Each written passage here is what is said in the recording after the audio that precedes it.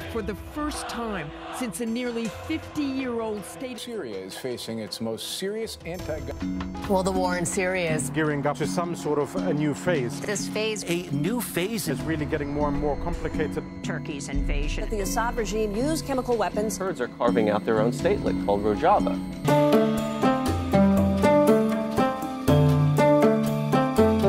तर आता आम्ही चाललोय ॲलेपोला. 4 तासाचा प्रवास आहे आमचा, पण त्याच्या आधी मला सिम कार्ड घ्यायचं आहे कारण इंटरनेट इथे चालत नाही माझं. हॉटस्पॉट किती वेळ यूज करणार दुसऱ्यांचा. सो आता आम्ही चाललो सिम कार्ड घ्यायला, त्याच्यानंतर आम्ही आलोप्याला निघणार.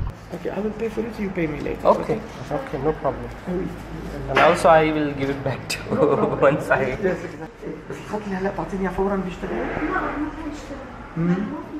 सिम कार्ड घेतलंय मी 70,000 लेबनीज पाऊंडचं. आता इथं इंटरनेट 10 वाजून 15 मिनिटांनी चालू होणार आहे कारण उद्या इथं एक्झाम आहे, त्यामुळे इथलं इंटरनेट शटडाऊन असतं सकाळी. मे बी आज एक्झाम आहे तिथलं, त्यामुळे मे बी तो कॉपी करू नये म्हणून, बाकी काही नाही. आम्ही आत्ता थांबलोय थोडंसं ब्रेकफास्ट करायला. ॲक्च्युली मी ब्रेकफास्ट केला, जे माझ्याबरोबर आहेत त्यांनी नाही केलेला. आणि सिरियन फ्लॅग.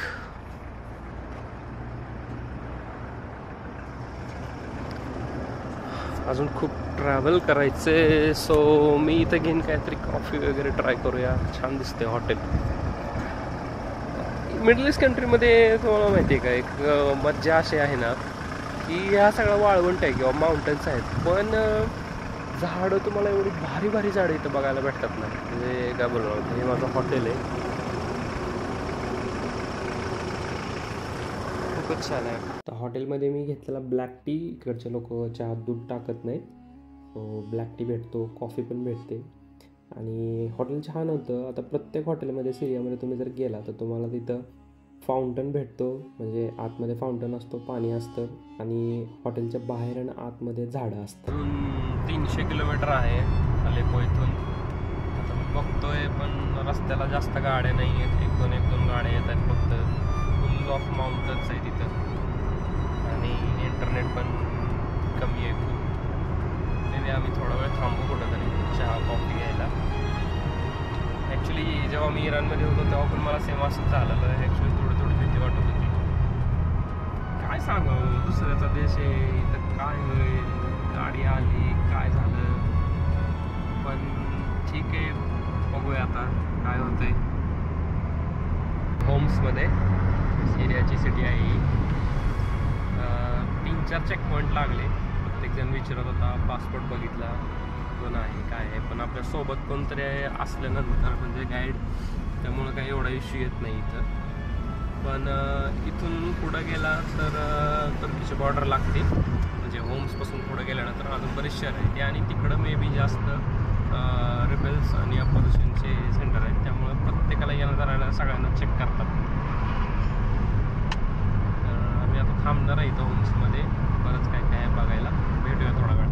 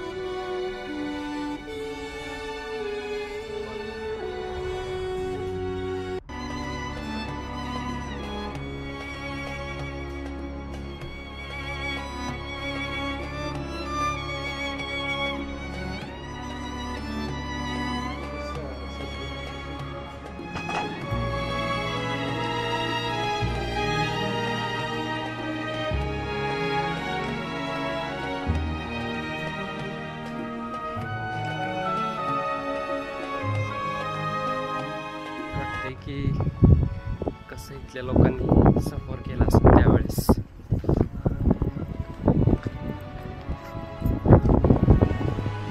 भयंकर डिस्ट्रक्शन झालं इथं.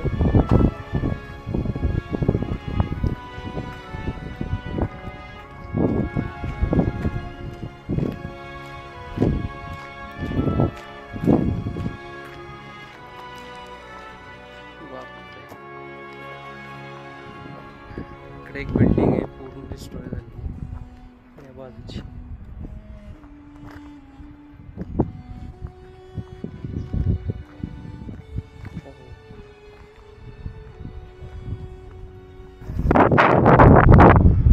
माझ्या मागच्या बाजूला पण एक बिल्डिंग आहे ती पण पूर्ण destroy.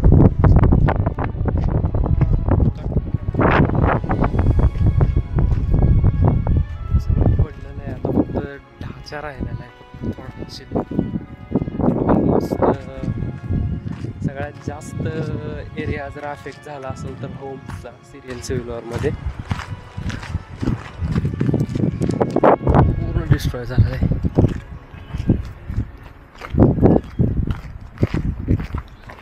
Are the people live here still? Some of them came back. Many of them left their houses and went out. काय काय लोक राहतात इथं, काय काय लोक सिटी सोडूनच गेले डायरेक्ट. हे बघा ही कसलं बेकार डिस्ट्रक्शन आहे.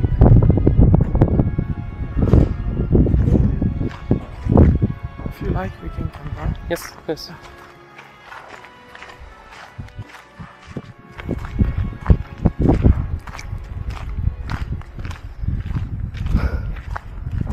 हे गाळे छोटे छोटे दुकानांचे पार्किंग आहे.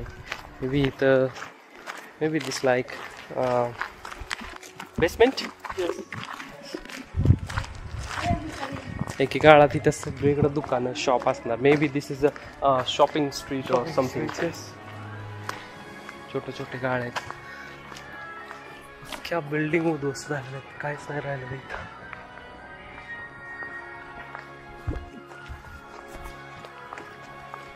Can I go just there?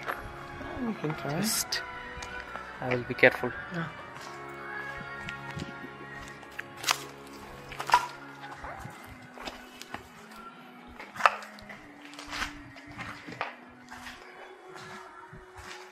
Careful राहावं लागतं. एखादी माईन बिन असायची स्टील इथं. मला अहमद सांगत होता की अजून सगळं क्लिअर नाही केलेलं गव्हर्नमेंटनं. माईन्स असू शकतात इथं. माइन्स, क्लस्टर बॉम्ब डेंजर असतात. क्लस्टर बॉम्ब म्हणजे एक बॉम्ब असतो तो जवळ जाऊन फुटतो आणि खूप साऱ्या एरियामध्ये पसरतो. ह्युमन कॉन्टॅक्टमध्ये आला की फुटतो. It is called cluster bomb. हे पण एक शॉपिंग स्ट्रीटच आहे. अख्खी बिल्डिंग गेलेली आहे. बघायला गेलं तर इथं खाली पण पूर्ण हे गेलेलं आहे. अरे अरे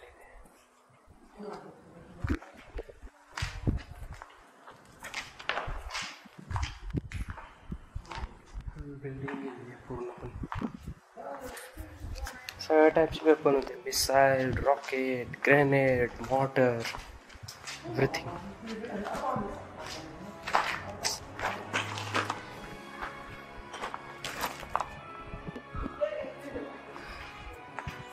एवढं सगळं होऊन सुद्धा हे लोक स्टील इथं राहण्याचा प्रयत्न करतात. या स्टील डेंजर आहे खूप.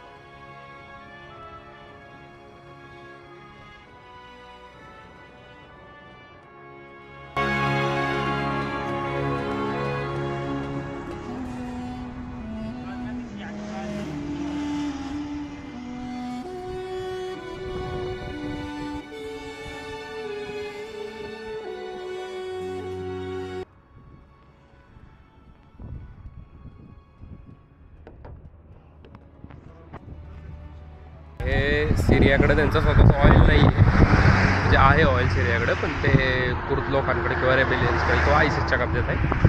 त्यामुळं ह्यांना ऑइल लई महाग भेटतं इथं, म्हणजे पेट्रोल थोडक्यात. तर हे लोक लेबनॉनवरनं स्मगल करून इथं आणतात आणि इथं विकतात. काय, आणि एवढं अनसेफ आहे, रस्त्यावरच ठेवलेलं आहे पेट्रोल आहे असं, एवढं ऊन आहे, काय जरी झालं तरी इथं धमाका होऊ शकतो. लय डेंजर आहे.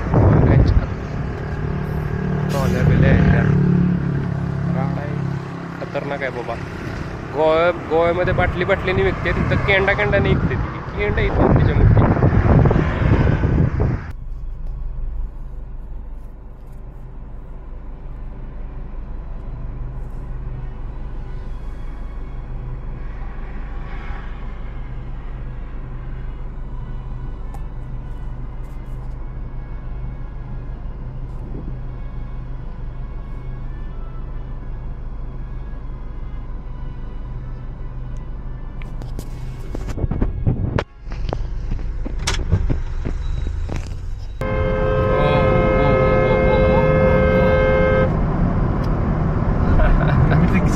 Gonna die. आता आम्ही आलोपेच्या जवळ आलेलो आहे. आम्हाला उद्या जाणार आहे, पण इथं आल्यानंतर सुद्धा डिस्ट्रक्शन आहेच बघा, बघू शकता तुम्ही. पूर्ण बिल्डिंग मोकळ्याच आहेत, तशाच इकडे पण आहे.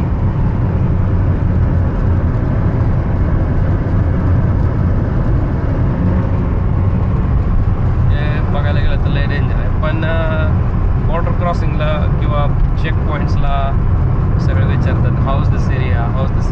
हिंद, ॲक्च्युली इंडियन्स बोलत नाहीत ते, आपल्याला हिंद बोलतात. हिंद. आम्ही थोडा वेळ पोहोचतो आलो. तर आता आम्ही इदलिब सिटीमध्ये आहे, जी कंट्रोल आहे ऑपोजिशन साईडमध्ये. आता इथं सुद्धा तुम्ही बघितलं तर इथं सुद्धा भयंकर डिस्ट्रक्शन आहे. इथं कोणच राहत नाही, अख्खीच्या गाव मोकळे आहे इथं.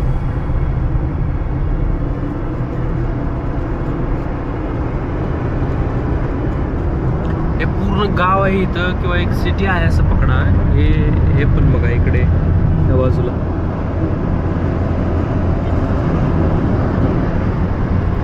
पूर्ण म्हणजे शहर आहे.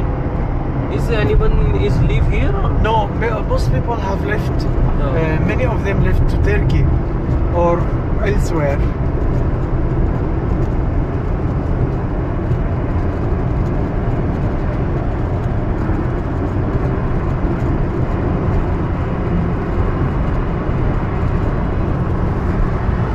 इदलिब नावाचं शहर आहे इथं. अख्खं शहर मोकळं आहे. शहर मला इथनं बघत असेल तर सगळं डिस्ट्रॉय झालेलं आहे. एव्हरीथिंग, काहीच राहिलं नाही आणि कोण राहत पण नाही इथं. Yes Idlib.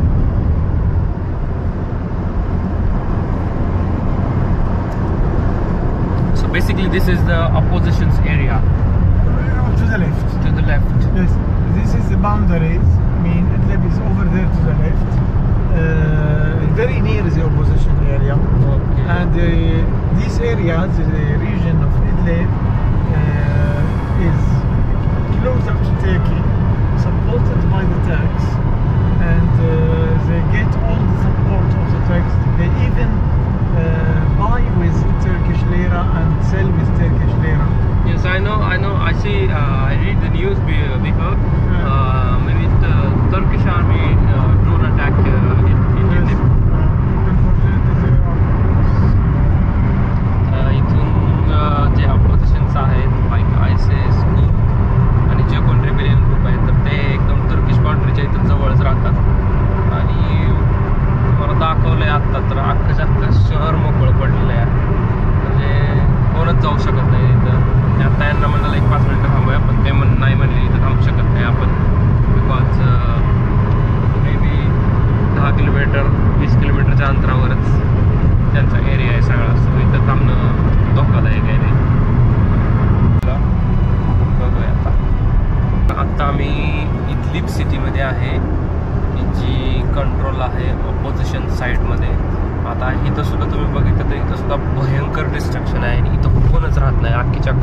गाव मोकळे आहेत इथं.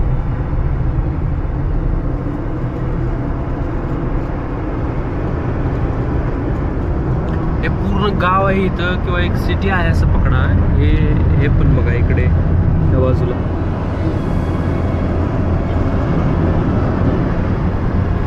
पूर्ण म्हणजे शहर आहे. Is anyone is live here? No, most people have left.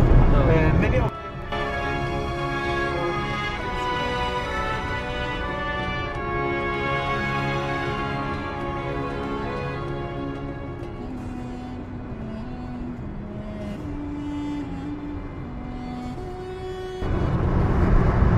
Idlib नावाचं शहर आहे इथं. अख्खं शहर मोकळं आहे. शहर मला इथनं बघत असेल तर सगळं डिस्ट्रॉय झालेलं आहे. एव्हरीथिंग काहीच राहिलं नाही आणि कोण राहत पण नाही इथं. Yes Idlib.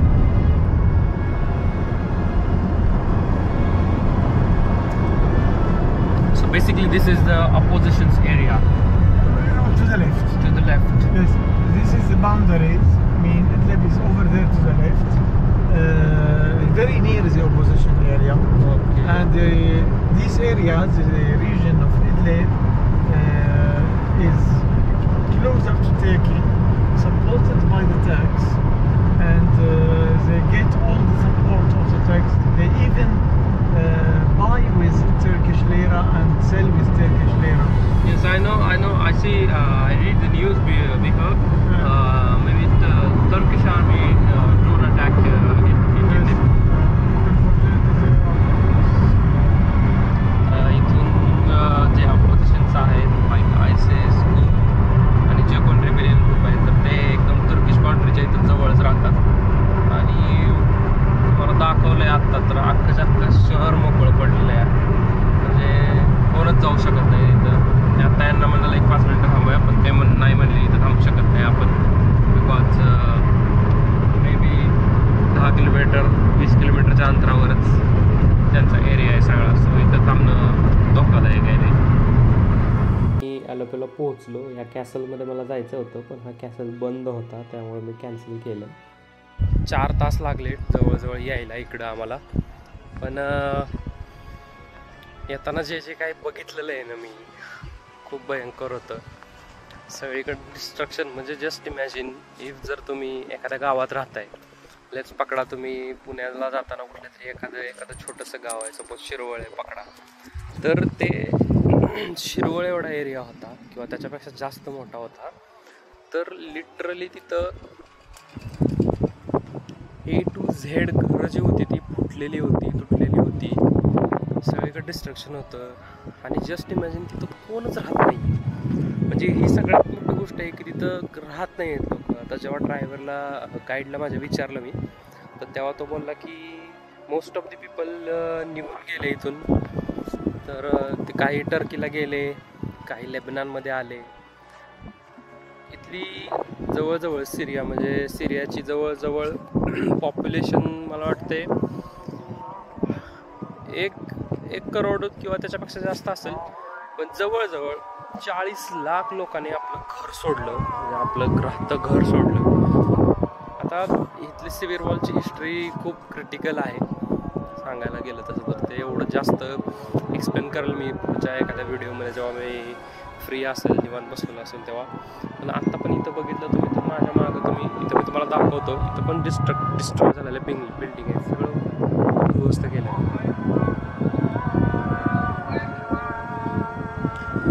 आणि सगळ्यात महत्त्वाचं म्हणजे की जे हे एरिया होते म्हणजे अलेपो होम्स ह्याच्या पुढं पण आहेत बरंच काय सिटीज आहेत पण त्या not control on the government आहेत. त्यामुळे तिकडं कोण जात नाही. मागच्या आठवड्यात एक चायनीज आलेला. म्हणजे तुम्ही सिरियाला एकटे येऊ शकत नाही. मी सेफ तर म्हणू शकत नाही कारण जेव्हा मी इराणला गेलेलो होतो तेव्हा मी खूप ओरडून सांगत होतो व्हिडिओमध्ये अरे इराण सेफ आहे इराणला काहीच प्रॉब्लेम नाही इराणला काहीच इश्यू नाही आहे. पण इथं असा प्रॉब्लेम आहे मेन की मी नाही म्हणू शकत की तुम्हाला हे सेफ आहे किंवा तुम्ही सगळे या इकडं, भारी टुरिझम आहे. ऑफकोर्स प्लेसेस असल्या भारी भारी आहेत बघायला तुम्हाला. मॉस्क आहेत इकडं, कॅसल्स आहेत, कारण इथं रोमन होते त्यामुळे त्यांच्या टाईपमध्ये त्यांनी बरंच काय करून ठेवलेलं. पण मी सेफ म्हणू शकत नाही की सेफ आहे म्हणून. यायची जायची प्रोसेससुद्धा खूप क्रिटिकल आहे. तुम्हाला 25 दिवस अगोदर तुम्हाला सिक्युरिटी क्लिअरन्स घ्यायला लागतो. तुमच्यावर फुल टाईम गाईड पाहिजे. तुम्हाला जसं असेल तसं ॲडजस्ट करावं लागतं. आणि जेव्हा मी लेबनॉनवरनं लँड बॉर्डरवरनं येत होतो तेव्हा बऱ्याच ठिकाणी सिक्युरिटी चेकिंग, विजाची फी तुमची तुम्ही भरायची. ते अरेबिक बोलतात, ते इंग्लिश बोलत नाही. म्हणजे असं कसं साऊथला एखादा माणूस गेला आहे आणि त्याला हिंदी कळत नाही आणि तो एकदम ॲरोगंटली बोलतो काय मला नाही कळत त्याच्याबाबत काय, मी माझ्या बाजूला बोलतो, असा काही प्रकार आहे इथं. आणि